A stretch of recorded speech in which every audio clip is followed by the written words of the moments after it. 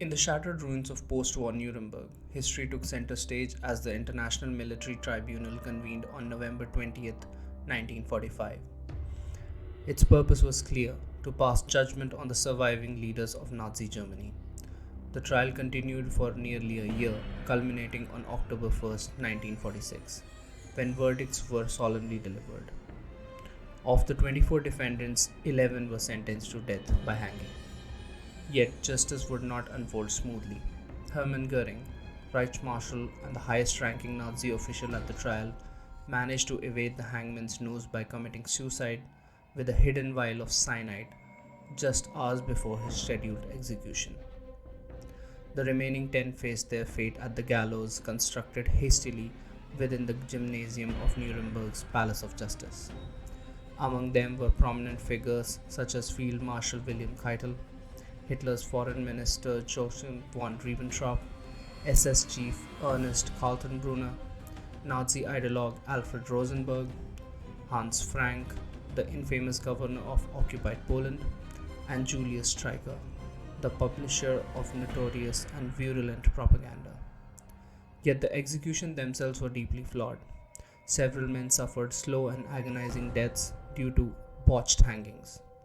Some strangled painfully for nearly half an hour. Master Sergeant John C. Woods, an executioner whose past incompetence was already well documented, oversaw this grim scene assisted by Sergeant Joseph Malta and Billy Ford.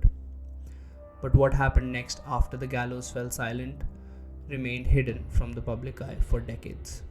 Immediately following the executions, the US Army conducted a swift, secretive, and MacBear operation to dispose of the Nazi leaders' remains. Each body, including Göring's, was stripped, photographed, and placed into a wooden coffin marked intentionally with fictitious American names. Göring himself was labeled George Munger. Under strict secrecy, the coffins were then delivered from Nuremberg to Munich's Ostfriedhof Cemetery crematorium.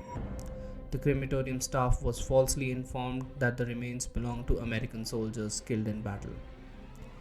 The cremations proceeded under the vigilant eyes of heavily armed US troops. Once reduced to ashes, each Nazi remain was placed into urns, again labeled with their fake identities. These urns were taken under armed escort to Villa Oberhummer, an elegant Munich residence commanded by the US Army. The final disposal was dramatic yet symbolic. On October 17, 1946, American soldiers emptied the ashes into the Wensbach stream, a tributary quietly flowing into the Munich's Isar River. The urns were shattered into fragments, ensuring no physical remnants remained. The personal possessions and decorations of executed were similarly purged.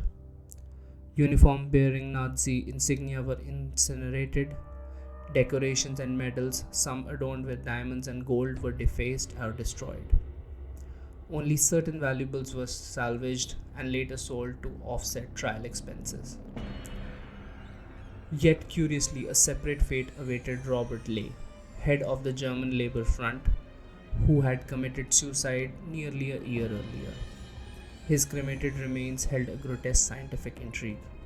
His brains secretly smuggled out of Nuremberg prison by Dr. Douglas Kelly, an American psychologist, only to resurface decades later among the doctor's personal papers. Thus, the final chapter of Nuremberg execution was marked by secrecy, intrigue, and an eerie attempt to erase the darkest figures of history. Yet the echoes of their deeds and their fate linger still, remainders of a justice both imperfect and profound.